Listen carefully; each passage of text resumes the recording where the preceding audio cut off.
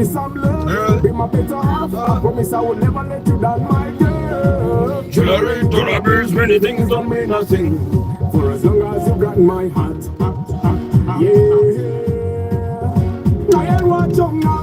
Antonio, Vadovo Zenyo. Joshua, Richard. You were my number one girl, you rule my world. You took my heart. Never a pot. You make me beg, girl. You make me beg, girl. Every time I come over, You make me beg. But why? But why?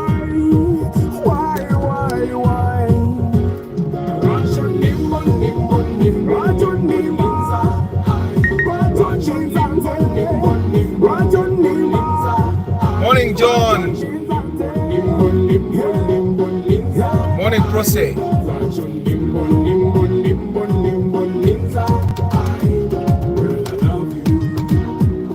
But you never ever take what I say. But you do what you do ever again. You rope my world, it goes around and round and round. Cosmas, good morning. I need you so, I never leave you so.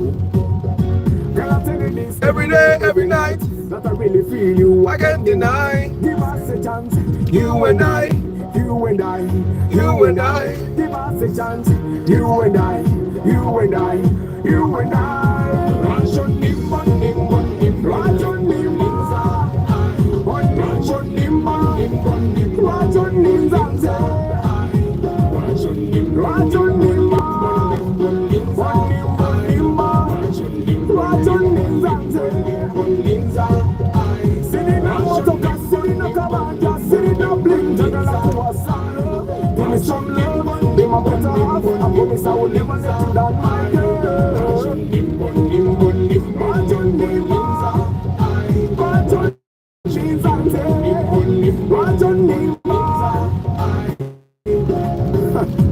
Nothing gonna last for long. Time doesn't wait. Okay, man. Nenga mwasuze muti abantu bange, how is today? Ofulumye waka oba tonnafuluma? Kubanze nafulumye da like an hour ago. Digi done. Done.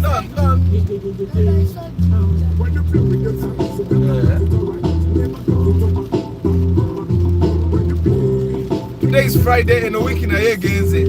I'm going to mwezi kukamba. Today.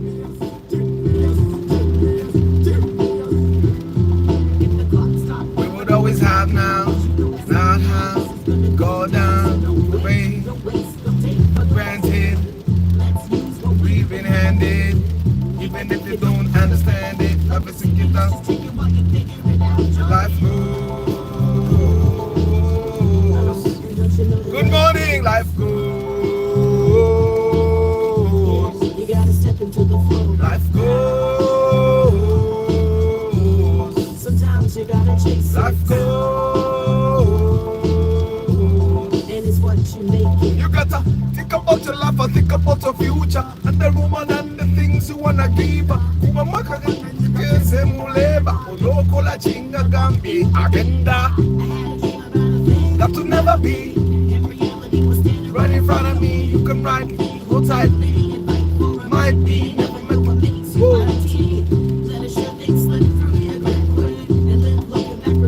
Judgment wait, hold up, I'm right here now.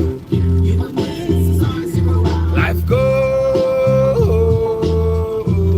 and don't you know that life goes? Yeah, you gotta step into the flow. You gotta chase it, and it's what you make it. This moment is a candle. Put it up. Maybe you never get another one now. This moment is a flower wilting. Even a water it will die. This moment is a planet tilting. Take heed, you might hit predator. This moment won't last, it'll be out of our grasp fast. This thing you call the present is already past. Many, many, money move, many, many, money move. Okay, man. Money move, Belladonna. Money move, bless touch. Money move, penny stacks. Penny stacks.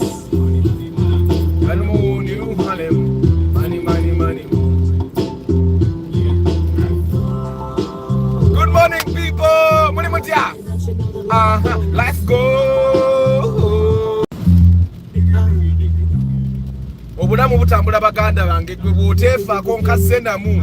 When you play with your chance, you gotta lose it all right. You never get it all back.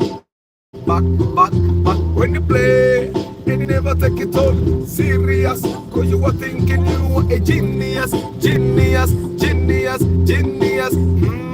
If the clock stopped, you would always have now. But you know that's not how this is gonna go down. So don't wait, don't take for granted.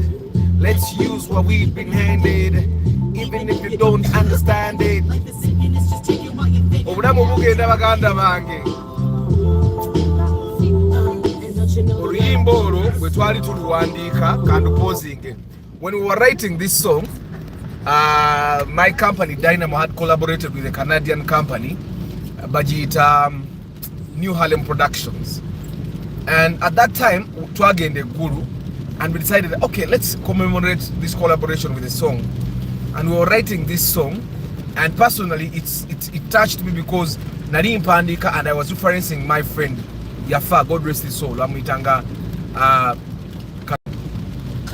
Yafa, and era yafira almost in the same situation that we talked about in the song. Munange chali wango yengo bulamu abukwatanga bwe buzze nga yete wa stress era yenga agamba kyenfunawo kyendya ebyencha byancha. And I kept telling him, but you can't live like that. You can't live like tomorrow will take care of itself.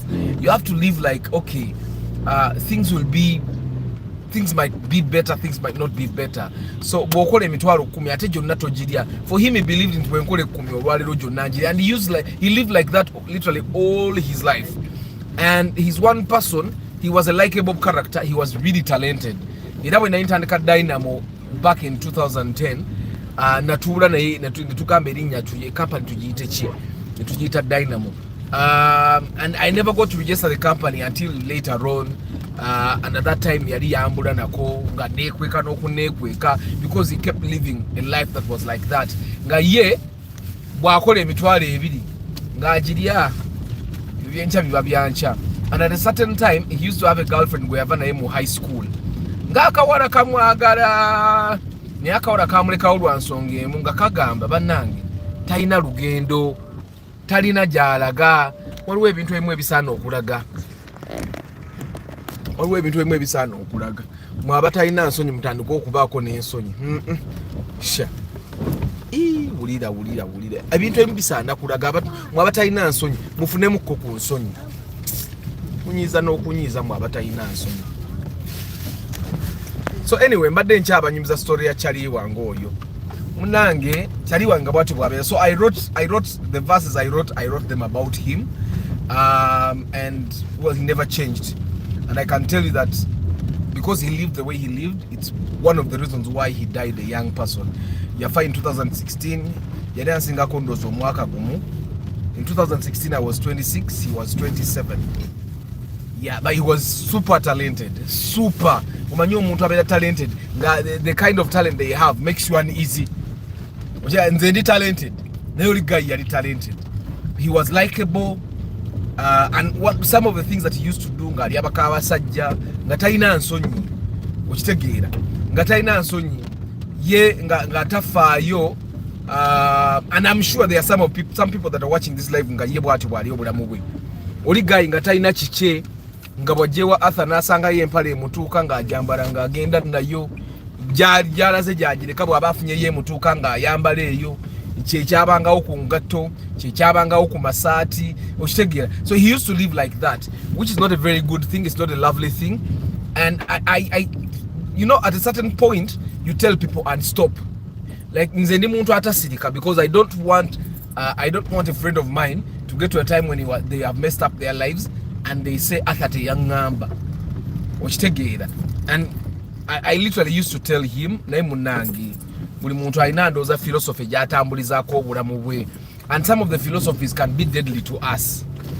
They can be really deadly to us. And yeah, by the time he died we were not really that close. And we were not close really. We were not like when we went for the burial, there are people that omanyi waliwo abantu abali very pretentious in bulamu, and I've seen quite a number of these guys. So like this dude Gwembaga, he was he was a friend, like close friend. Nti bwe twava mu, because naina mu kasente nze, twava mu high school, we literally used to share a bed. We used to share a bed. Nze na ye, I had a 5x6 bed. Naina mu kasente akatono tono. And we used to sleep on the same bed. And I realized that he was much more likable than me. Nze kuvadanga ndi muntu, na I used to be a serious person. I took life too seriously, I think. Yesterday on one of the TikTok videos, someone said, "Mu Uganda, we're serious. We kabala tibabiriko." But regardless, so we used to share the same bed from my A6 vac. Katinze nginde makiriri.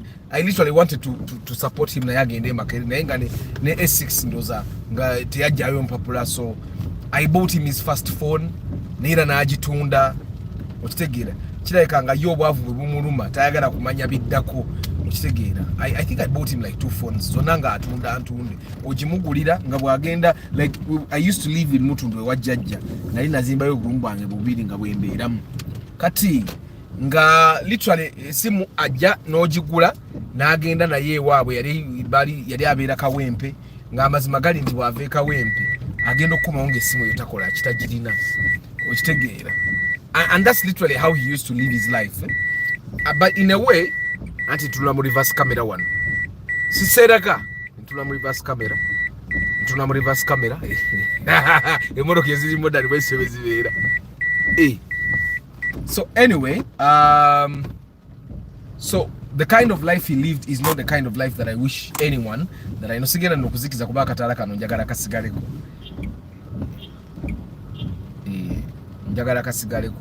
So anyway, and he used to live like that. I think twina twamunonya ko there's a friend of ours yamuyita yali akora ku cyuma kya Kasoli.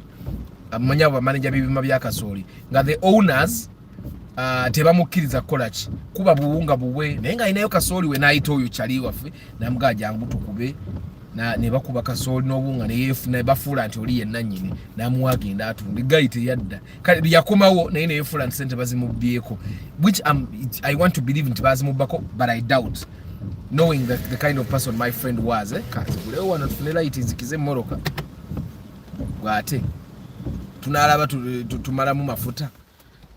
Anyway, so and but I was really close to this guy. Naye munange we yatandika okutubulako n'atandika okutwekweka after that incident. We agenda ne sente z'obunga n'atazizza n'atwekweka netugezaako okumunoonya because he was talented. Mulaba ba comedian abasinga Kampala wano yali level ya Moti. He was really funny. He was ngabo teri character jomuwa kuzanya n'atagizanya, but somehow I think we disconnected when I ingira university nga etali ku university, and that's how he ended up dying. Yafana talo umanye talo bamukuba ettalo ne lizimbye ekigere paka eno balls ne zizimba ne zaabika ate mumanye ettalo bwe lyabika tokola ki ettalo bwe lyabika towona. So that's how he left, and I did this song about him. I'm going to put the song back so that you understand the song I'm talking about, and we wrote it with this lady. She's called Belladonna the rapper. She and we recorded the song first in Gulu, then we to guy gwe bayitanga Bless yakolanga yakola ennyimba za Kenzo ezimu eza hitting. I think yaliwo Bless nenkomawo nendumaliza ne Bless. But anyway, so that was a story that I rarely talk about. I still believe that if this guy had been focused, he would be far, really far. Yali talented, yali likeable, yali mugezi kuba guy teyasomanga ngomanyi mbeera mu evening prep nga guy agenze kulaba film na blue movie naye nga mujja mu bibuuzo n'abasinga ate mbuli subject. He was bright, he was talented, he was a likeable person. Man, bamwitanga Kato Musege. He wasn't really the Kato Musege, you know, but because yali ava mu kitundu ekya Kato Musege gye yava, so batu bamwitanga. Literally every time someone meets me ngambuza Kato Musege, like abatamanya nti guy yafai. So, but I was talking about the pretentious kind of people. We went to bury this guy, and I saw guys that were not even close to him. Ngabeka abia. And you know me, I thank God I'm not pretentious. Like I was not close to this guy anymore, and we didn't have convo with the mom or with the brothers. But somehow when this guy died, these buddies of ours were expected that guy olokuba afudde gendo ononye ku mama we munyumya mnembabuza kati nze mbozi ne mama we njijewa nga guy afudde nga bwe yali mulamu tetwanyumyanga. I don't know if you get what I'm saying. And then I think this guy bwe yali on his deathbed, he started getting sense natandika okulowooza nti because he thought yaleka omuwala nga ali pregnant, but you know the kind of life he lived, living obulamu bwa omanyi bagaya abasharing abakazi nti basobola okuba n'omuwala bonna ne bamwebakako in one night. Kati omuwala bw'afuna olubuto, anyone can think they are the father. So that's what happened to him on his deathbed. Yalowooza nti yaleka omwana, but the guys that were close to him during that time bagamba oli omuwala buli omu yali alya, so tetusubira nti omwana wuwe. But bwe yali afa yagamba nfunirayo obugoye mbuweereza omwana wange. Like, you know, when someone is on their deathbed they get scared. That's why most people get saved. Kantekewa na akantu kange bangambye muddo kalimu eddogo lyange, nyinza oba nange simanyi nti kalimu eddogo naye nga kalimu eddogo. So anyway, on his deathbed yalowooza nti yaleka omwana, but bakwano be abaali bamuli okumpi bo baali bamumanyi nti tayinza banga yaleka omwana, because omuwala gwe yaliko yali eyo mbalala nga bumanyi bwe munagenda up country mugenza okupoota ku kisaiti ababwala ababeera ku bisaiti eyo, gwe yalowooza nti yaleka n'olubuto naye because actually omuwala yazaala nga Gaaya anaatera okufa, kati ye yalowooza nti omwana gwe bazadde wuwe. I think it was a scare, like people get scared when they're about to die and they do things, they say things and stuff like that. So that was, but anyway, I wrote this song about him. Let me just play the song so that memory again. So we wrote this song when we were in Gulu. It was a collaboration with Omanyi lwaki nkuba self kabatwe kemorokendo sina kesiga. So sagala kabatwe, I would have to test it nga ndi wakanda be kabatwe kano kakola banga ki kanduddemu.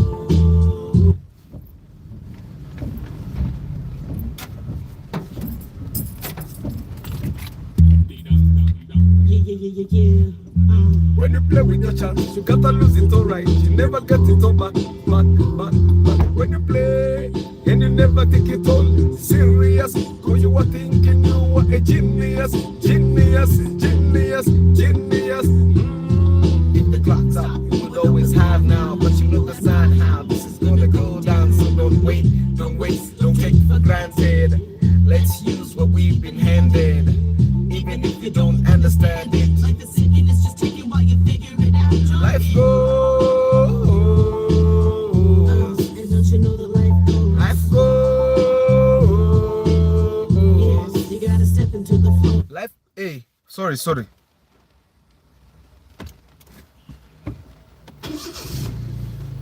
Ebintu ya push to start sinabitegeera.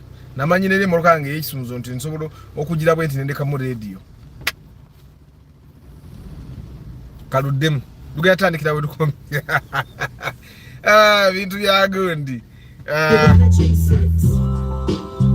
Kati muulize basi eddako, it was really about him, eh? You gotta think about your life and think about your future and the woman and the things you wanna give. Kuba mwakafana nyinga genze muleba onokola chinga gambye agenda. That you never be. In reality, was standing right in front of me. You might be, Hold tightly, might be. never know what makes you mighty. Let a sure thing slip through. You're great. And live looking back, correcting your judgment. Wait, Hold up, I'm right here now. you and me, this is our 0 hour. Life goes. Wabulamu bugenda baganda bange kati kuno omwaka guweddeko. Yeah, you gotta step into the flow. Life goes. Sometimes you gotta chase Life it. goes. And it's what you make it. This moment is a candle melting. Maybe you never get another one. This moment is a flower wilting. If in the water, it will done. This moment is a planet tilting.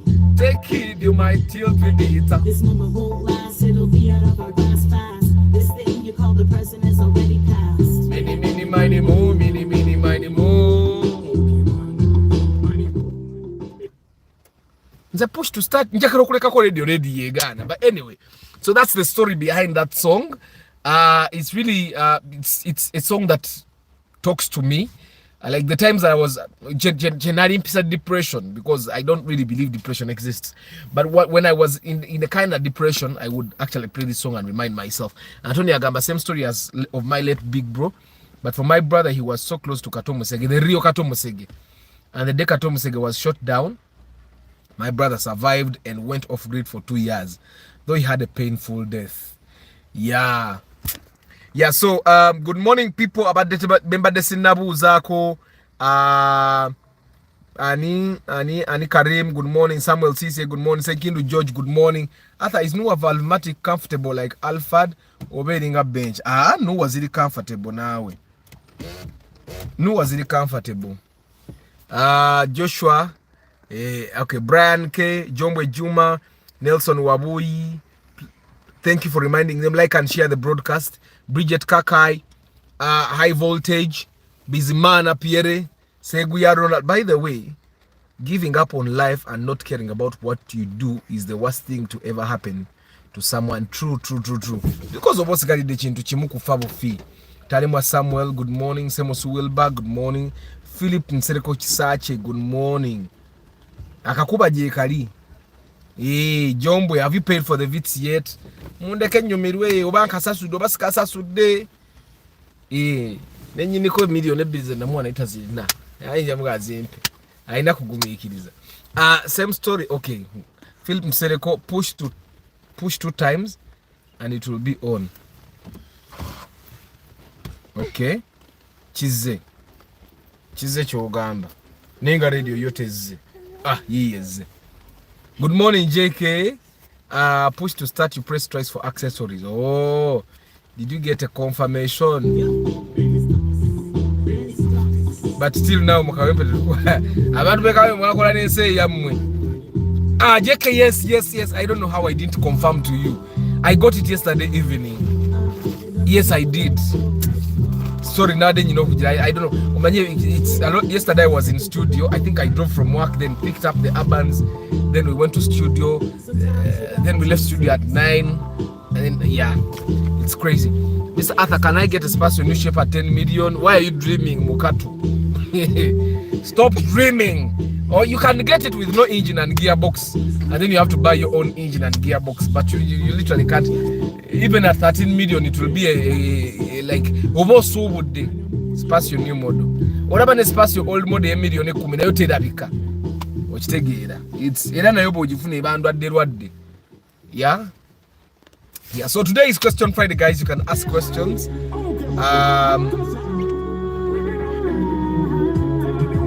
So like Life Goes is the only song that really had inspiration. Zinedazo nazo na twali tukuba yiti. Twali tukuba bukubiraga. Hey, what's up? Are you okay? You smile for me. Smile. Jump a little. Jump. Amaguru gaganye. Neyoto tulina amanyi. Ngambara grabuke muna ebiganye ayagala okubuka omulaba ngombiri gwa gurugubuka naye amaguru gaganye. Arthur, me I'm primo old model die hard. Can I get? You'll get it won't be so good, but it will be good enough at 8 million. Just don't be picky about the number plate. If you have 8 million, be picky about the condition. Which take it. Na ye ida 8 million ngononya premium nunje genda ba mu UAH UAJ which take it, because at 8 million okufuna primo ngeri mu namba mpya yonga yotejja kuba nungi wakitegeera. Good morning Nicholas, how are you today? So Question Friday, so akakuba komukalaba abatalina motoka, how do you feel? Nze nabagamba okutambuza ebigere njavuga ekiyenje. Njavuga ekiyenje.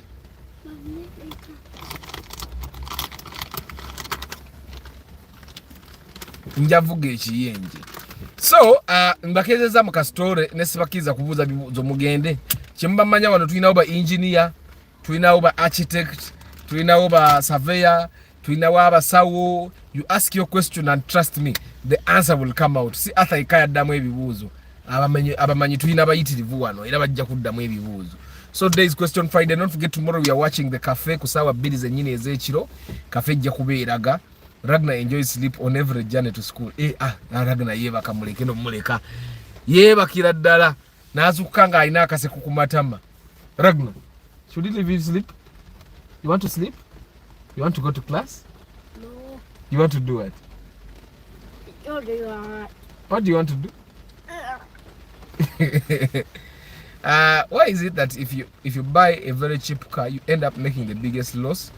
You the buyer, cause things to repair equal to the price of buying a better car.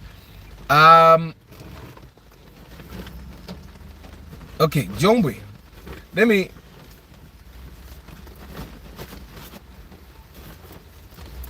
try to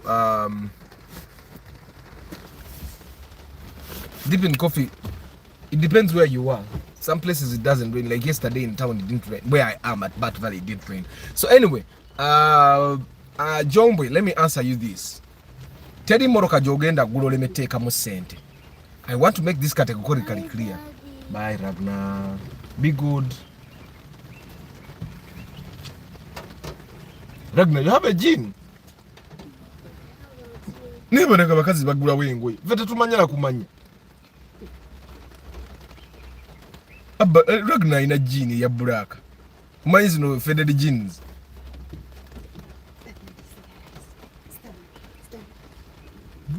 You have a black gene? Yes. Nice. Who gave you? So anyway, Jombwe, let me try to answer you this. Terry, there is no car.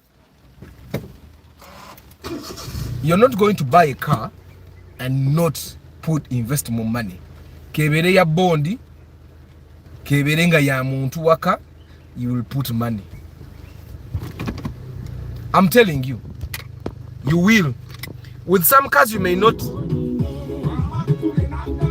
With some cars you may not invest the money immediately, but you will invest the money. Why? Because a car is a machine. It has been moving, it moves.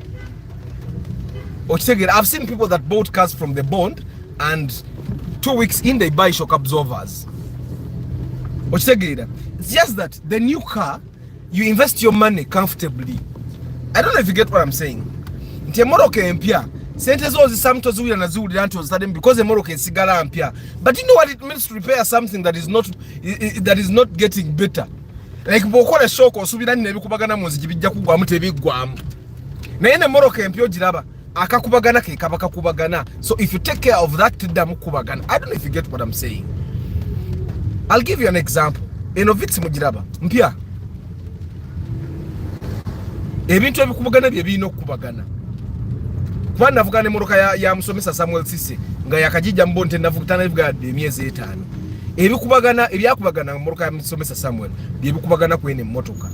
Bampa bipapula ebya wansi. Ntiwe bali bakole Moroka zino. They did not imagine tugenda zivuga potholes. They did not imagine we were going to drive them mu ngudo za mara muzire zirimu ebinye ebingi. So teba preparing the bintu era byebikubagana kwene motoka ebyebweru oba mutote gunywedde katugo kyomanya nti ze Moroka empya ebikubagana bitono because buli kimu kyali in the right place omuto gucyanywedde nga bakola ekipapulo kiwulira naye mujukire kya korola ngabo okona bora paka. So a Moroka enkadde, you feel bad, you start feeling the loss because it's old. But even people that have new cars, repair cars, they invest as much as you invest. Guy, this is probably something that can be told to you. Omuntu avuze Moroka empya zokka yayinza okugamba nti mwe Moroka enkadde zirya sente. Let me give you a scenario, and I think I've given this to you before. A person that bought a car at 35 million, in 2021, the time I bought my Corolla, has invested more money than I've invested in that car, in their car. Yet we are still atokumanyanga nange Corolla yange sagala na jitunda. Era now I'm devising ways of replacing, of making money for this car and not actually selling my Corolla. Because teri muntu agenda kumanya bulungi bwa Corolla eringa nze bwe manyi. Okitegeera. And it's not that I've invested a lot of money. That car has given me return on investment. but I don't want to sell it less than 10 million. Era sije nyina abantu abampa million munana musomesa Samuel sisi yampadde million musanvu wokiza musanvu zilete cash naziganye. Nyina my plumber yampe million munana naziganye. Someone came to Bat Valley with 9 million in the bag. Nenzigoba. I know that with that 9 million tagenda funa moroka namunga Corolla yangi. Kati agenda jinonye walala. Ochitegera. So, and me keeping that Corolla, for example, I was on a set over the weekend and we needed 2 cars.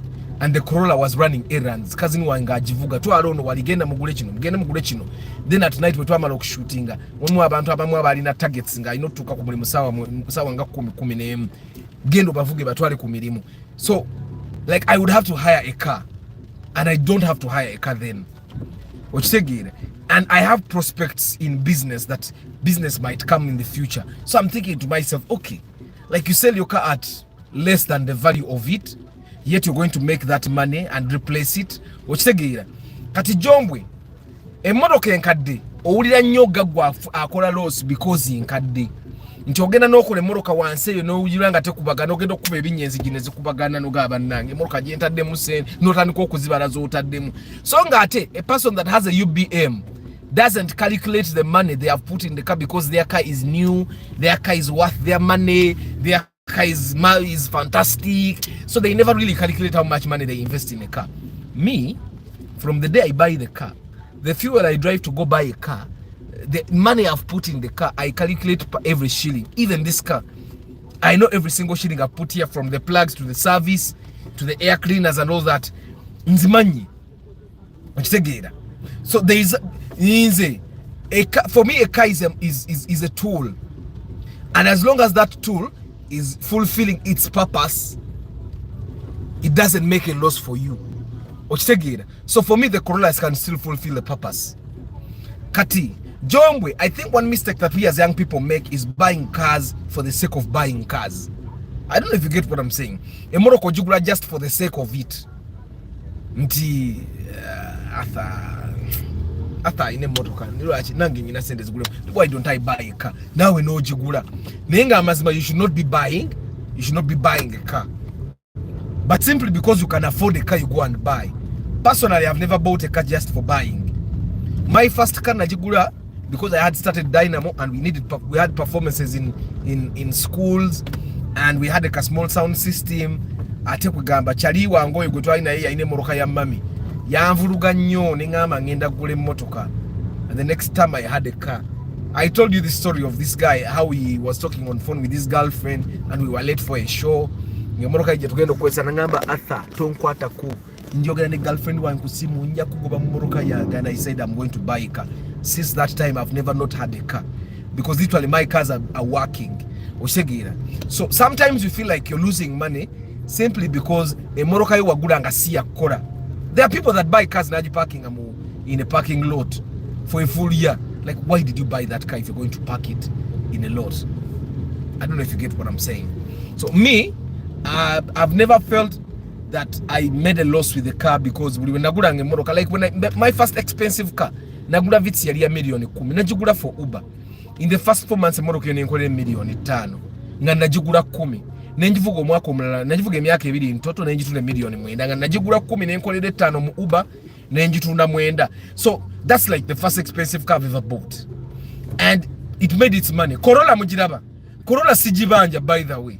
Corolla ekoze sente, that's why I even put a new engine. Corolla ekoze sente zayo.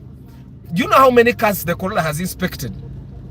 The Corolla has inspected enough cars to make the money I'm selling it. So Corolla sijibanja. Kati nze tosobola kungamba nti Corolla njitaddemu sente chibiji nzitaddemu naye ngezikola. So Jombwe, I think the one thing that you need to understand, don't ever buy a car that doesn't have a purpose. Don't buy a car for the sake of buying a car. Normally there are people I ask them, why are you buying a car? Like there's a gentleman twagula naye moroka, but abeera wano akolera wali abaana be basomera wali. Actually abeera wano akolera, sorry, he works from home, and from the time we bought the car he has never driven it. And I was asking, why buying a car? And he was like, okay, I thought it's time for me to buy a car. And he wanted the car. I've never had the luxury of let me buy a car. Like, you know, there are people that build houses, for example, and they literally just build houses because, okay, I can build a house, I have the money.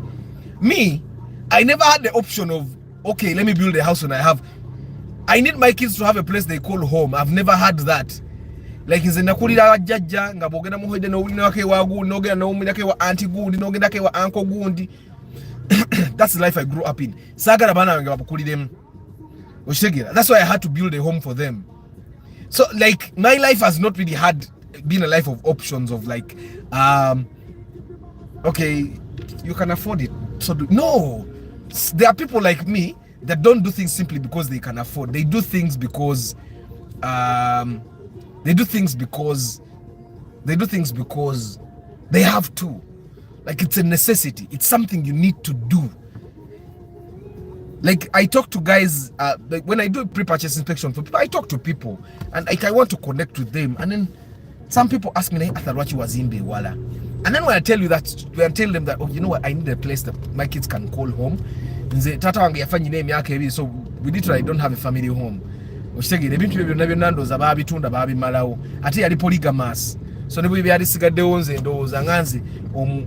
I was born by the youngest wife and I was born alone, so there is no way I would fit in. So I needed a place that my kids can call a family home, and that's why I don't mind about the distance. As a man, there are decisions you make for your kids, and that's one of the decisions I made. Like I would build this home, let my kids know they have a home. Like if the going gets tough and they can't be tough, go home. That's their home. That's their room. This is their house. So Jombwe, I think one of the problems that people have is even people, I've seen people that build houses in Nebazitunda. It's because they didn't build a house because they needed a house. They built a house because they had money. You can't find me selling my house. No. My house has a goal. My house has an objective to fulfill. Can so okay make a comment.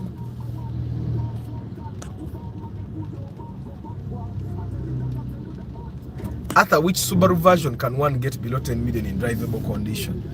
I think if you have 10 million and below and you want to buy a Subaru, you should stick to Foresters at least and buy non-turbo. Impreza, it's okay. I find that Imprezas are mostly bought by people that have low income, okay, but they still want to drive a Subaru.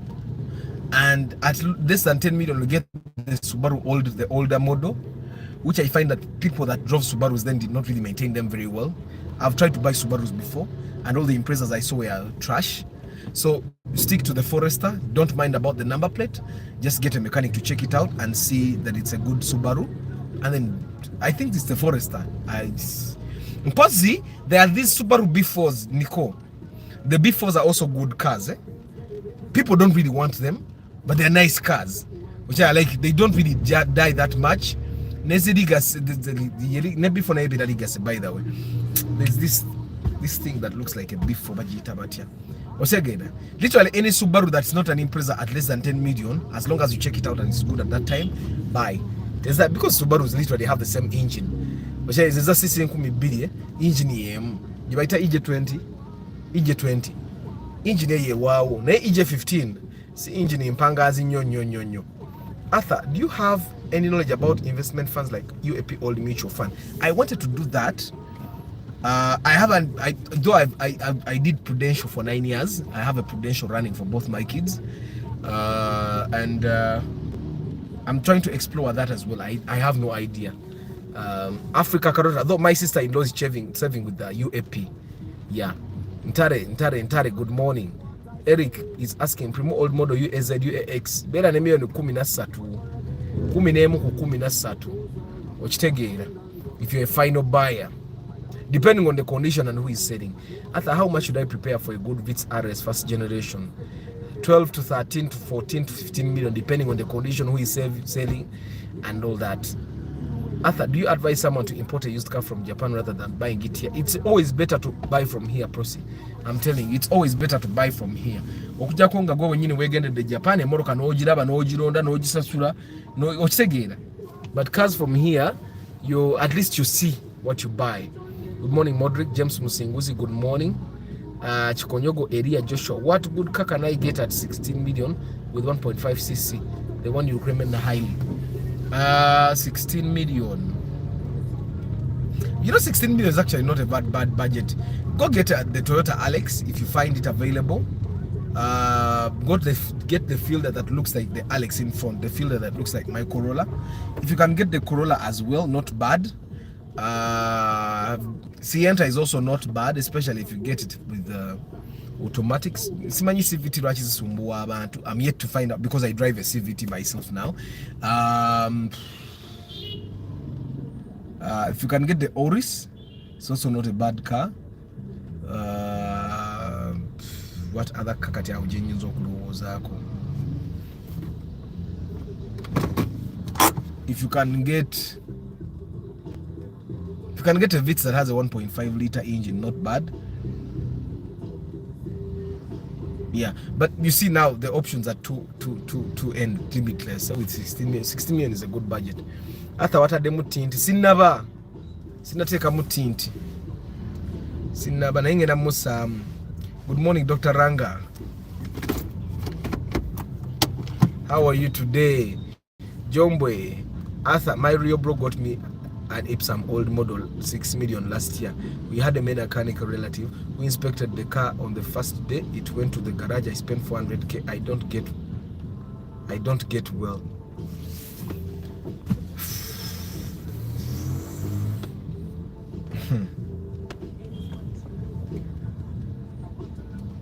Now, Juma, my first question would be, when you took the Ipsum to the garage, what did you spend on? What did you spend on exactly? Because there are instances where you know, and you have been told that you will spend on this and this and this and this. What we have been doing, and you know, and you decide to spend that money on those things the very first day. You can't blame the person that did the inspection. Okay? And then there are instances where you people spend money on cars because you're in a hurry. Mupapa. You're panicking. There are times I've inspected cars for people and I told them, you will need to do this and this and this and this and this and this and this. Don't do it now. Drive the car for 3 months, then start doing them. And then you find someone in the garage doing everything. And in trying to do those things, they spoil other things because they're in a hurry. And you know mechanics are there to make money. You buy a car that is actually in good condition and it has a few repairs, because trust me, if you're buying a used car, there will be some repairs. Even this Vitz will have things that will come. For example, I did service, I changed plugs. Now I'm surely going to change the plug coils, but I've not changed them. I'm driving it the way it is. With the I saw the plug coils when I didn't come plugs and Agura Toyota. I saw the plug coils. Nazira banga and what bazi.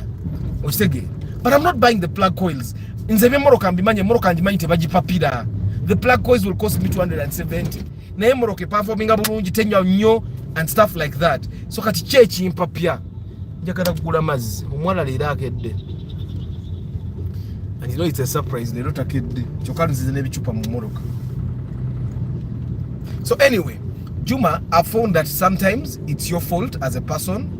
Some of those things you don't really need to repair them at that time. Some of the things you buy a car when someone has driven that car with those issues for years and they have no problem. But you, because it's your new car, you feel like, oh, I need to repair these things. So I find that, you see, there are things that sometimes people don't repair because they don't have the time. Like Mojukile Papurachiri, Nagin the Kanichi Sibida. Such super perfectly, but I've not yet gotten time to get someone to actually do it. Kato mutaenzo gule morokeno. Na ajigula na papirao. Bansibide chipapura ne bamujake 5. Baka mujake nani bampe no tujifuwe. 15 ne ba na gule motoka athanga nkadde nnyo pichi osegeera. But simply because of papier. Nenga kye mulina okumanya nti n'abantu abagule moroka empye za bondi nabo balina bye bakolamu. It's just that omuntu emoroka ya bondi emoroka yagikola ajagala nnyo kuba mpya. Bwate, one thing I've realized about you guys that buy old cars, You buy this old car, but you want it to function like a new car. You go and buy a car at 6 million, but you want to drive it like Arthur, who is driving a car that is worth 17 million. So that any Arthur yagula a car that is worth 17 million, ajivuga nina ya inabya akora. There are things I've told people. For example, Nemoroka Mujiraba, emipira jaye jiriko mikadde. But I'm going to change them now. Nayo sango omuntu nagule moroka nomga empira jibulabula mukko nayo jajigula later.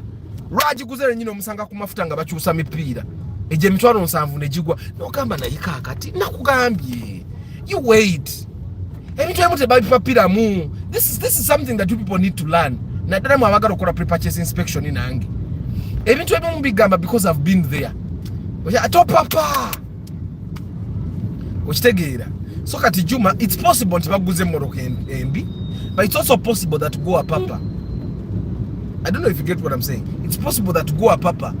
No gena mu garage nga toina genda yo, makanika neba kubako. And you remember there's a guy I told you about gutwagula na Ipsam. Na genda mu garage, neba mukanikira mu steering rack emitwala 3 n'etaterera. So nga ate a new steering rack cost about 250. Boba ajikanika mu n'etaterera ate ne bamucharging emitwala ameka emoroka ne mutama kati esha steering rack kyengamba ko nesi bajibira nabi bamubba. Okitegeera, Arthur, you should be thankful to the guy that disrespected you in his car. He motivated you and he still motivates you to own a car. True, that guy motivated me. I don't think he disrespected me. I don't want to call it disrespect. I don't want to define it as disrespect because sign a motor car. Okitegeera, sign a motor car. I could afford a car, but it took him showing me that having a car is a very powerful thing for me to actually know that I can afford a car, because at that time I was about 20. I was 20, yeah, 2010. I was 20. I could afford a car, but I didn't even know, because at that time I didn't keep my own money. And when he told me, then I went and told my keeper money, I think I want to buy this car. Yadia auntie wange. And I bought it. Next time I had a car. And I didn't have to beg anyone to go anywhere. I didn't have to beg anyone to take me anywhere. I drove my car. And I've driven a car that belongs to me ever since then. Arthur, you don't have a family home.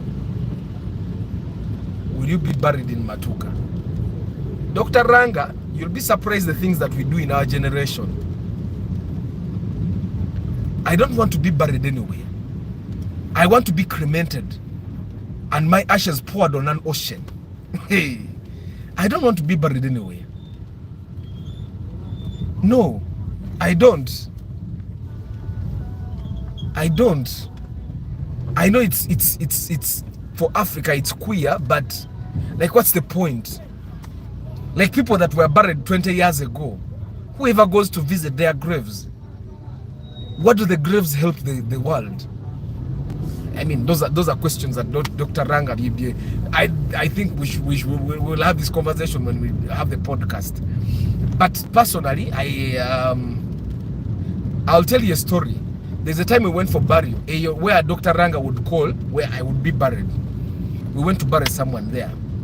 And that's where my dad was buried. My father, not really dad, because I never got to experience the dad thing. My father was buried there. And I wanted to go visit his grave because I literally have never done that.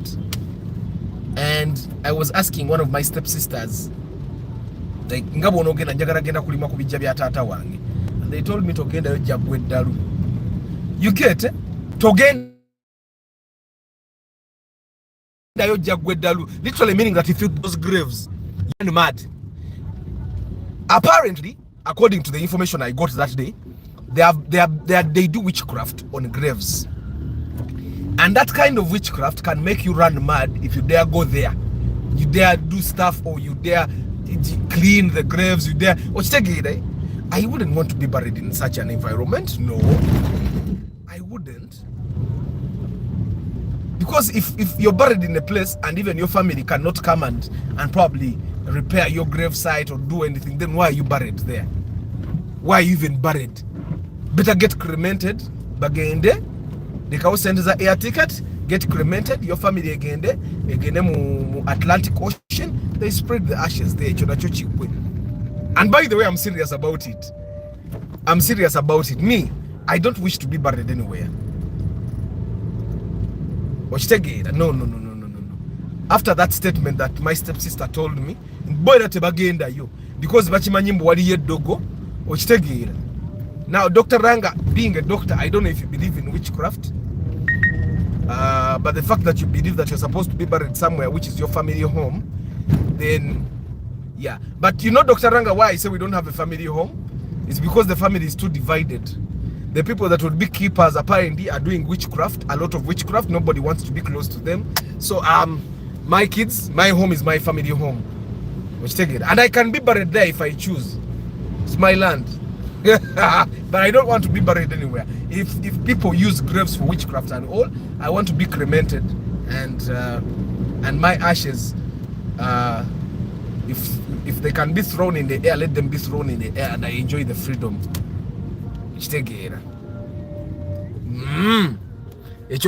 Dr. Ranga. Arthur, what's up? What's your view between IST new model, old model and VITS? If I have a budget of 16 million, if you can get the IST old model at 16 million, buy. 16 million for a VITS old model would be so low a budget. 16 million for a VITS like the one I have would be a good buy. Auris and Blade, what's the difference? The Blade is a performance car. The Auris is like the lower version of the Blade. The Blade is a 2.4 liter car. Enyanga Kawundo. The Auris, I think, is like 1.8 to 1.5. Old Mutual is a good investment plan, but you should first research it and understand it. I'm subscribed to it. I pay 2.85 quarterly, and I have a friend who cashed out 100 million a few months ago. Okay. No, second generation price range 15, 16, 17, 18, 19. Ow. Man, some mechanics are real evil.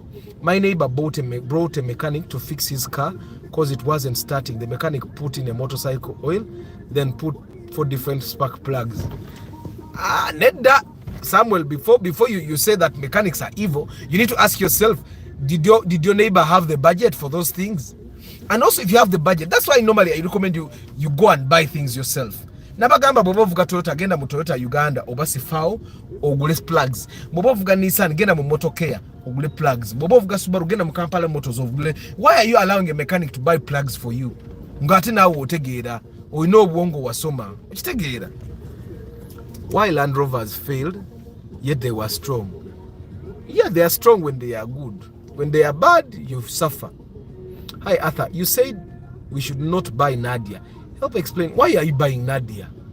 Because that's the first question I have to. Why do you want to buy Nadia? First of all, Nadia is like the Ipsam. It consumes a lot of fuel. It's old technology. Yet it's overpriced. So why are you buying Nadia?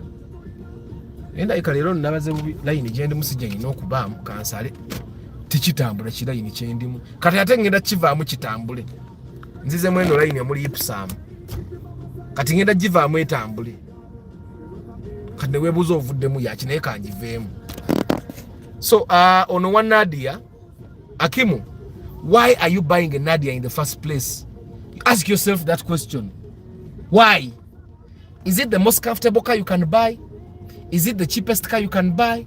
Is it the most, because it's not even the most reliable car you can buy. The Ipsam is much more reliable than the Nadia. The Gaia is much more reliable than the Nadia. Yet the Gaia is as comfortable as the Nadia. Yes, the Gaia is a little bit ugly. But even the Nadia is not the most pretty, the prettiest car you can buy. I don't know if you get what I'm saying. So don't buy the Nadia. It's not reliable. It's not very good at fuel consumption. It doesn't look that beautiful. It's overpriced. Because the Nadia, I think the Nadia, the cheapest Nadia you can get is like 10 million. At the same price, you'll get an almost new Ipsam. I don't know if you get what I'm saying. Yeah. Good morning, Hanaba Joshua. Good morning, Lukoya John. Frederick Bwire, good morning. We all die once. Where you buried doesn't matter. Exactly, Wire. Me, I don't want to be buried anywhere. Let them cremate me. The Ugandan Catholic Music Collective, good morning. I mean, Nico, Arthur, they can as well pour the ashes in Lake Victoria. Why would they board a plane yet they can take a taxi to the beach? Sagala njagala sebo ngendeke Bulaya mbeereyo Atlantic Ocean. I've saved them the money for burial, I've saved them the money for coffin, I've saved them the transport to the village. Awe mulago wenyini muwa funeral service bagende bayoche babawe ashes muli nyenyonyi beside nabo baba bali nyenyo yamala okuyiwayo ashes ochakale bamali bakomewo. Brother Nyamba, Primo Super versus Primo Tarasi. Why are you buying Primo? Why are you comparing? John, why are you even comparing Primo Super to Primo Tarasi? Those are two cars that should not be compared. The one is modern, one is old fashioned. Just buy the Tarasi if you can afford. At least Indian Ocean, so that most of us to be part of the send off. Hey, Toyota Noah second generation Najoge Deco. I see you enjoying yourself in the bits. Kavits kawo mamukarike no kale katemuko ogedako. Ankawomerwe.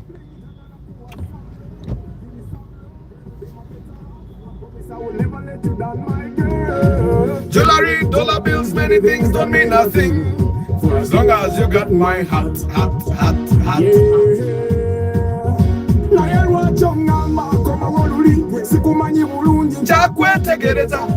Yes, no, baby, let's take it slow. You were my number one girl, you rule my world. Girl. You took my heart. Never a but you make me big. You made me big.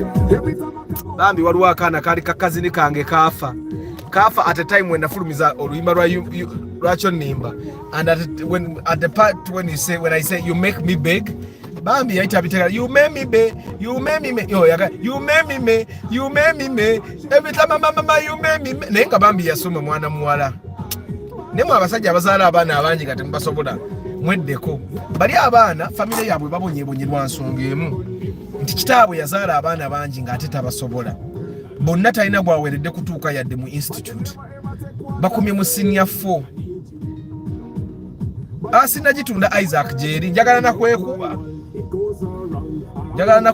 because ngataggata business wano nzigatta. So anyway, munanga abaana aba struggling lwa nsonga mu kitabu yazaala abaana bangi mbakazi ab'enjawulo ng'ate tabasobola tabaweeredde tabawadde bulamu buli quality okitegeera kugamba waliwo abaana bensaasira ng'abaana bo they are suffering not because they basiru nga they are suffering because bazadde baabwe baali tebategeera they did not plan. Buli wonoozaala abaana abasukka abasatu for example, and of which me I think 3 is a very big number, 2 is enough. Buli wonoozaala abaana abangi katukitwale tutyo, buli wonoozaala abaana abangi gwoyinza obutabonaabona naye ogenda bonyabonya abaana otya nti ogenda tuuka ekiseera gwe wennyini tobategese naawe teweetegekedde because ng'ebintu bikumenya otuuke ng'ate abaana boomenya mumpeerezeeyo sukaali mumpeerezeeyo ettooke mumpeerezeeyo kino because obudde bwe wali badde okolamu sente ozisaving weetegekere wali mu kugezaako okutegeka abaana ate nabo n'otasobola bategeka. I don't know if you get what I'm saying. So I've seen plenty of these families like this, and I think that's one of the reasons why I ended up having only 2 children. Arthur, good morning. My budget is 25 million. Should I go for Ugandan used and save some money or buy a new one? Because you always say that it's better you stay with some money. Breaking aviation, it depends on what car you want. Because 25 million, if you have 25 million, you can't buy a Primo new model from the bond, even if you wanted. So 25 million will get a Primo new model that is about UAY, UBA, away what UBB. Atino tasigaza what na ino jitwala mu garage. Simaya ba muntegeera nti your budget is as big as the car you want to buy. If you have 20 million, you can go to the bond, buy a Vitz like mine, and even keep like a Kawanma. Okitegeera.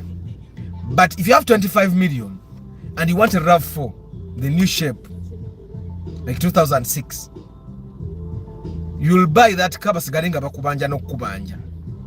Nenga atoguze enkadde ate nga nayo yino jikanika. I don't know if you get what I'm saying. So your budget is as big as the car you want. Now like a person like me wants a Corolla. Like I want a Corolla 2015. Era ikeri mu million nga 989 okitegeera. It's so your budget is as big as the car. So what car do you want? Nze nkubulire ekiddako. So you are right about that. At the family planning is key. There are things that I do for my kids. that a person that has 5 kids will never do for them. There are things I buy for them that a person that has. I have a friend of mine that used to say, nti every million agenda gizalirako omwana, mwagenda zaala abaana bangi, ne mugamba good luck. At that time yalina omwana omu, and this was around 2021, paka kati akyalina omwana omu. No, we had this conversation in 2020. Paka kati akyalina omwana omu. Yatya. Because gwe kasotandika fees what? There is no turning back. Ate abaana benda kusoma bafuna infection. Ate infection basijanja bitwalo 10, 15 buli ddwaliro liringa eryokubaana litubbe. Okitegeera? So it's, of course, kati I know people that no, the two kids are not very few. 2 are enough. Gobazaala, are you investing? Like buli mwana gozaala olengera millions zo 10 ziri awo. You're not investing. You're actually more responsible for the kids than they are to you. So every child you have is a responsibility. And children are not like cars that you're going to sell the car when for example you're tired of it. Olaba ne motoka nazo tutusha maraga zitunda tutyo.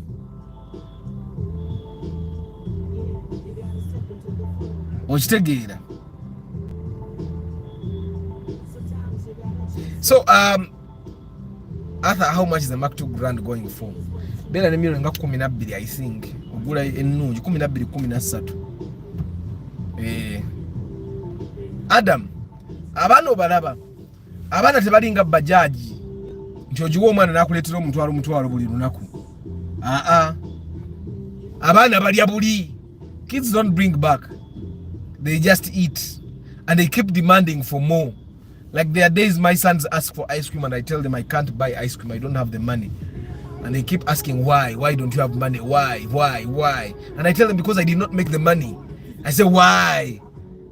And then there are times I tell them we are buying the small ice cream and they're asking why? Why not the big one? But that's what the kids were made to do. To ask for stuff. Like now they want this the screen is in ezawa no ngomwana atule ne yera bina filmu ye. They want this now, they're asking for these screens every day. Okitegeera. Katwalwa abantu abamu nga there are things that are going to literally be a luxury all their lives simply because they are planning.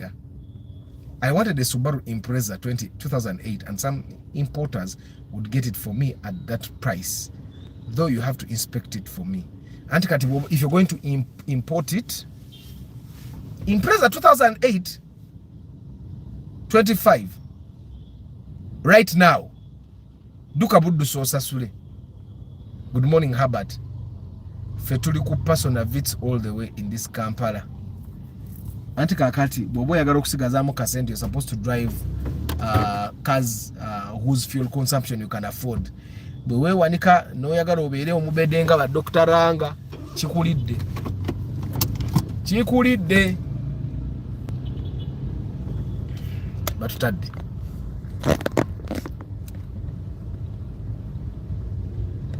Noza Corolla yange njifuneyo kalipo akafaanana nga akali ku Benz. Mukalaba kalipo akali wali wansi ku bumper.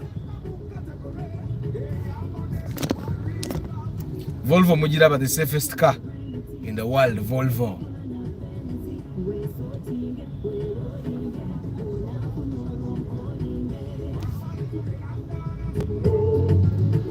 Question Friday, people. Question Friday.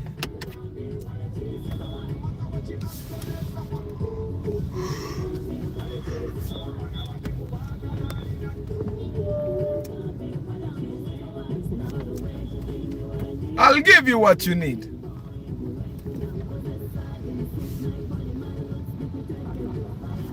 Girl, you got me feeling hard on Sabalaza. Ebyango twala butwazi.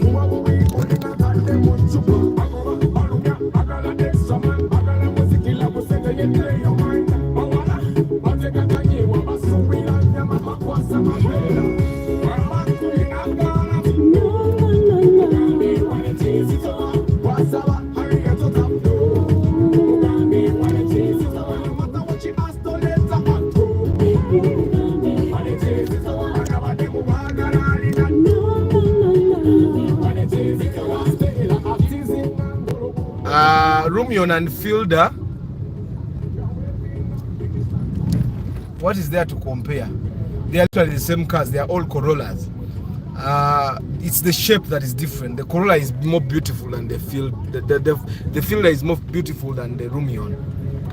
I think that's the one thing that you need to understand. The Fielder looks better.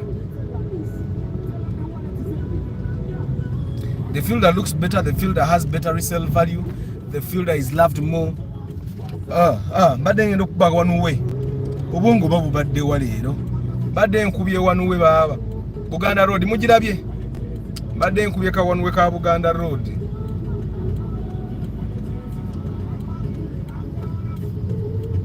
Wabaganye. So they are literally the same car. I find that if you want a car that will maintain its value, buy the Fielder currently. The Fielder will not lose value anytime soon, but the Rumion is going to lose value badly. It already lost a lot of value. Like the people that bought the Rumion at 42 million. You think they are smiling now when the Rumions are being sold at 28 in the bond? It even looks ugly. So the Rumion will lose more value, by the way.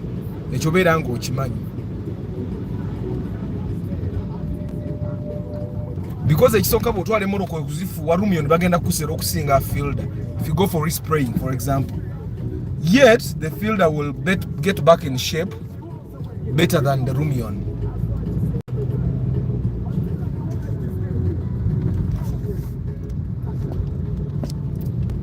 Amina Chef Denison. Isaac, what's your mileage?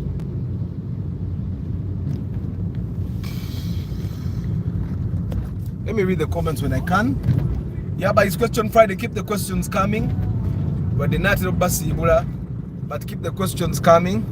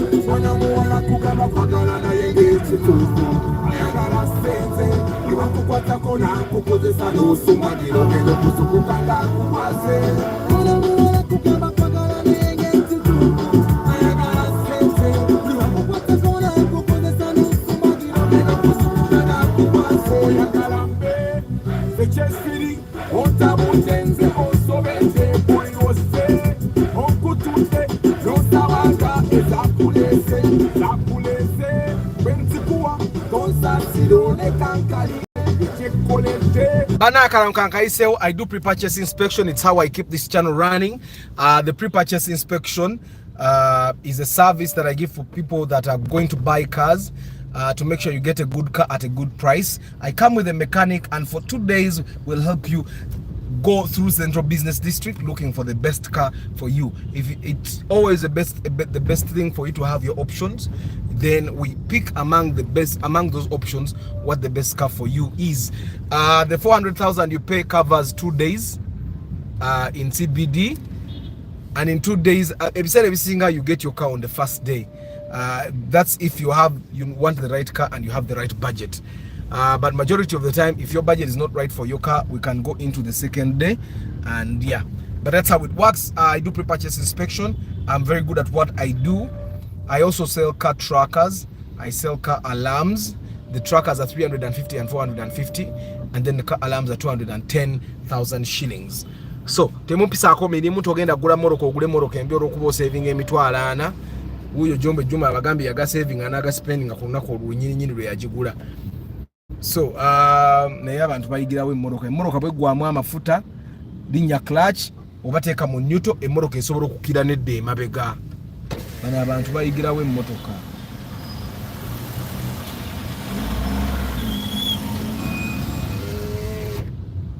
Emmoroka ne bwebe weddeko clutch esobola okudda emabega ne park ni yanangoba. Abantu bamanyi emmoroka kati blocking a traffic over something that is as simple as pressing the clutch and the car goes backwards.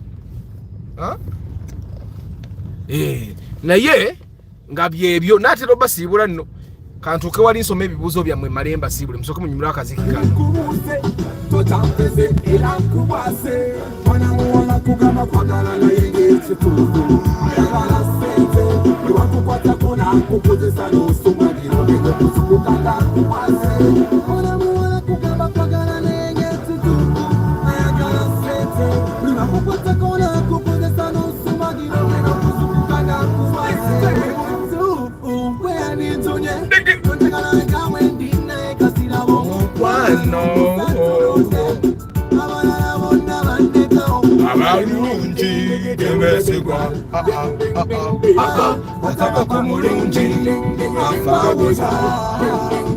You get your money, yeah.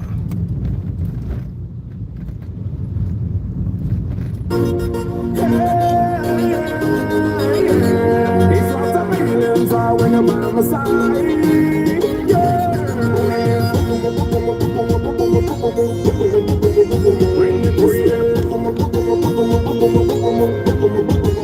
When you touch me,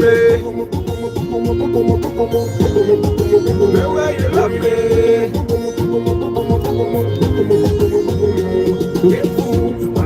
Mutima wange, sitoba you make my life easy. Tofana na malala topapala. When I'm gone, when I'm up, it's stuck to me. Maybe you go, no sigumira. Ingamezi tingana mweto te uria. Yeah, to wamigo, nete furuga. To my easy.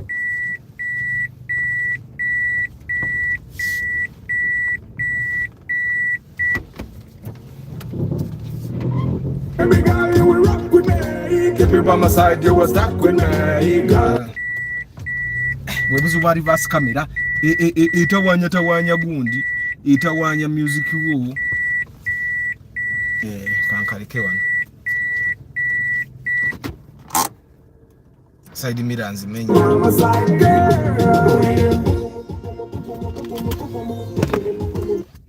Yes, good morning once again. Yes, for the love of cars. Temumpisako mimi mja pre-purchase inspection. Kande. Mr. Drive Uganda, you tell the fact. Most of the time people don't believe us. I have one kid, but speed jamv girako. I'm not sure whether I will want another one, even though later you will. Antonio Muzali, actually the reason why you should have more than one child is because that one child needs a companion, needs a person that they can talk to, tell their whatever is hurting them. And me, I'm an only child, and I don't like it. I don't really like it because like, who do I talk to? So it's something like that. I hate Antonio tuzala omwana ozanko kuzala eno neri because ate bajja kwatagana bulungi okitegeera mu biruje Volvo 240 years mu biruje other signs of a faulty gearbox tekyusa gear. When a gearbox is faulty tekyusa gear. Trigan Raphael, Amina, thank you for being here as well. I'm waiting for the Rumion price to lower a bit down. Oja chigula, mujja chigula ne 10 ne 2. Mujja chigula ne 10. Rumioni. Ate byagwa gwe weunye. The Rumion used to be at 42. Now in the bond it's at 28. Okitegeera. But tebinnatuuka munawe Moses, tebinnaba bijja. Ate ebintu bino biraba, bintu byamanda bizibuzi bya kushipinga actually most shippers don't do. But temufaayo mbireta. Some guys selling cars told me that Harrier Kaundo consumes 13 kilometers to 16. Bakulimba bali ku Google Kampala wano bakulimba.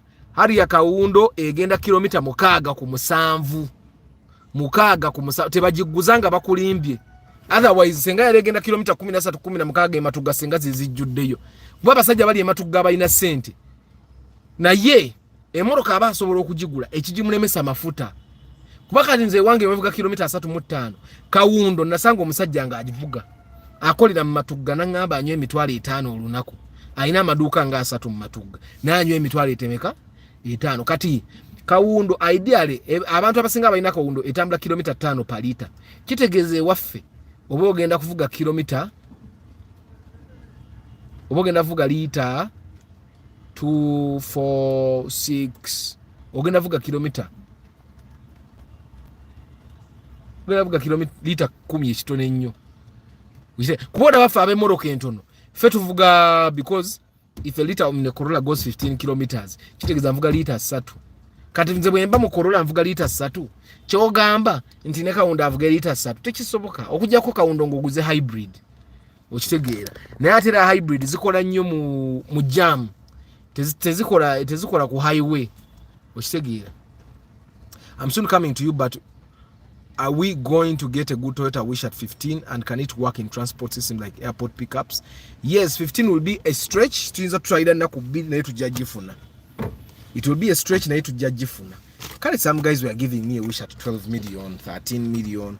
Just nesigenda yozikebera because nga sina awo sente. Sometimes deal ezo zijja Chief Denison naye zijja oli mu katale noga kati tunoonya mmotoka. Because kati gwe wishe million 15 ngoyagala egenda kola airport taxi oba ogenda gula moroka nga ya busuubuzi okitegeera. Dennis talk about Belta is yemune VTs. Toyota Belta is the same. Era actually Belta is singa zina yingine yemune monne yingine eri mukana akamoroka. What's the good budget for pre-mod area C? Bela ne million 25. Trigger Regan Raphael, my RAV4 makes certain noises in the rear axle when it's moving downhill or when you're not accelerating. But when you're accelerating, it doesn't make sound. Could it be mechanical issue? Just buy the Jibaitachi Chigule Gula Chidala, just buy another one. You can take oye. Woo, Sichogambe echo.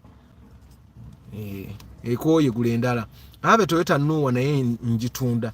I need the value for it for it okozotia. Msasura consultation Philip. Munsasude peche etano nebuze ko professional. Morning Jeremy. Breaking aviation news and videos. But Arthur, you always talk about Subaru engines. Ntizichamuka. Sigama nko ntizichamuka nagamba zili delicate. They are very delicate inti osobola okuteka ko Subaru engine no revving anekuba. No revving engine ya VTs isisiru 10 chechimu neta kuba. Nga ateri ya 12. They are delicate. They are just delicate. Would you buy a Facebook car? Filled at 2001 at 12 million. If you check it out at it and it's a good car, why not? Oh, Gula. Yeah, I'm telling you, it's no one should tell you that there are cars that should not be bought. Gula, we can stay and nunji just buy. For sure, infection, zilinga infection mubana. Infection. Nzendo ozo baba sawo be bazikola no zikola. Ugenda omwana na jimufuira infection namukebelanga mweri. Area Kaundo consumes 12 kilometers per liter on highway, but in the city it gives 8 kilometers per liter. Does it mean Kaundo and Makex have the same consumption? Yeah, literally, yes. Aina jajawe. Alina jajawe. Arthur, do you recommend hybrid? Yes, if you can afford it. Because there is no good hybrid that is cheap. All good hybrids are expensive. Thank you for being part of this broadcast. I don't take it for granted. I know that you use a lot of data, you use a lot of time to be on this broadcast, but thank you very much for being here. It's something that I can never take for granted. Don't forget to get me business, pre-purchase inspection, car alarms, car trackers.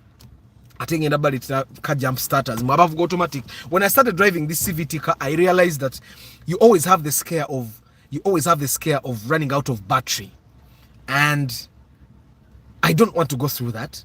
I don't want to go through the trouble of taking a border, atagenda kumafuta pangisa battery bijja kujumping urumba kujumpinze bubi. So personally, I'm going to be using a jump starter. I'm going to buy. It's almost like a power bank. It has a jump starter, then a pressure yempewo yomuka ogupika mu mupira. And I'm hoping that you guys can buy some of them from me. I'm going to bring some of quite a number. And namwe abaina fee yange because the moroka yange yamanyo bwe gwako omuliro Corolla yange eri wano njitunda na kai parkinze wano. bwegwako omuliro nfuna abansindika nenkola kinentegula neyaka buno obumotoka bwa automatic ne CVT you cannot jump start, you cannot kutegula. So bwegwako battery oba olina kunoonya muntu akola ki, oba olina kunoonya muntu akujampinga. So why waste all that money if you can get a gadget, buy it at once, esigalemu gesobola okucharginga essimu yo okitegeera jump starting emmotoka yo nga bwokera ku makyanga omupiira gugutudde, you just put pressure akantu kekamu nga kekabikola. So that's the thing I'm going to bring for you, and hopefully you guys can buy a number of copies from me so that you fear ojejjako okacharginga bucharging ne kabirako omuliro nokateeka mu dashboard wano mu glove compartment oba nokateeka mu boot kuga nomanya nti emmotoka yange wonna anywhere I go, it literally I can even listen to radio without fearing it. Ate kati nganze fear jennyina munzise. I don't know why I didn't mute that. Kabadde no kanyambe nga tekabikoze, let me mute. It's just that when I mute, I go to office, then nirabira abantu ne bankubira amasimu ne sigalaba, and yeah. So anyway, I'm going to bring those things for you. Nabo mbukole mukoka sente. Channel isigalengo igenda maaso. Okitegeera. Yeah. Antonio, Joshua, Richard, Prosi, Cosmas, Karim, Samuel, John, Joshua, Brian, Juma, Nelson, Abby, Kakai, yeah, Bridget. High Voltage, Pierre, Ronald, Taremwa, Wilbur, Philip, JK, Abby, Nakumaze, Alex, Eric, Nicholas, Moses, Deep in Coffee, Africa Carota, Ntare Samuel,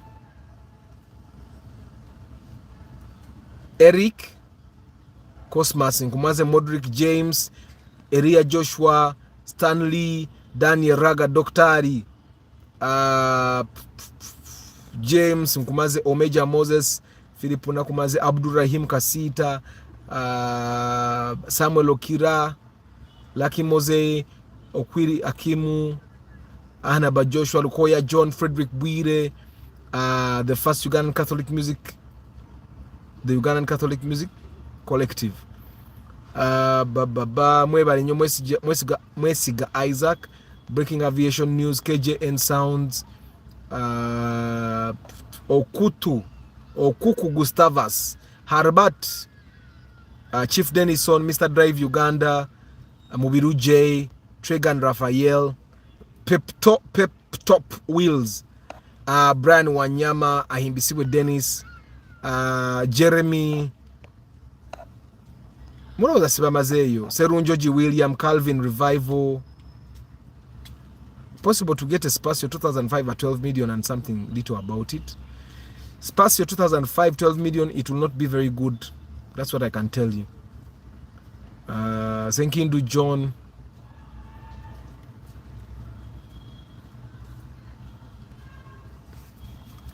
nze ngenda kugula G-touring manual. Obumotoka nabo tebufa. Arthur, does the looks of the car actually affect the resale value, like the way you've compared the Rumion to the Fielder? Yes, it does. Actually, I think the reason why people bought the Rumions was because they looked different. But right now, when you look at the Chirumion,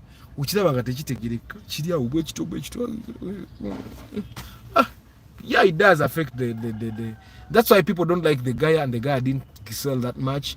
That's why some of the cars that, but not really the Isis. Even today morning, the Isis is actually a very ugly car.